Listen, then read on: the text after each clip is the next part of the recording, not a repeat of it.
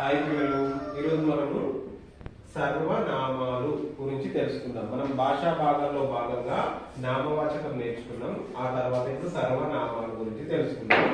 నామవాచకానికి బదులుగా వాడే పదాలను సర్వనామాలు అని అంటారు. అంటే ఎక్కడైతే నామవాచకం వస్తుందో దానికి బదులుగా వాడే పదాలను సర్వనామాలు అంటారు. ఉదాహరణకు మనం చూద్దాం. ఇక్కడ రాజు బడికి వెళ్ళాడు. ఇక్కడ రాజు అనేది నామవాచకం. దానికి బదులుగా ఇక్కడ రాజుకి బదులుగా మనం ఏం వాడుతున్నాం?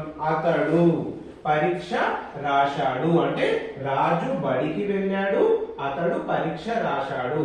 నామవాచకానికి బదులుగా మనం ఇక్కడ అతడు అని వాడుతున్నాం కాబట్టి దాన్ని సర్వనామాలు అంటారు. ఇంకొక ఎగ్జాంపుల్, అనిత పొలానికి వెళ్ళింది, ఆమె వరి పైరు కోసింది. నెక్స్ట్, పిల్లి పాలు తాగింది, అది బయటకి వెళ్ళింది. అంటే పిల్లి ప్లేస్ లో ఇక్కడ మనం అది అని వాడుతున్నాం.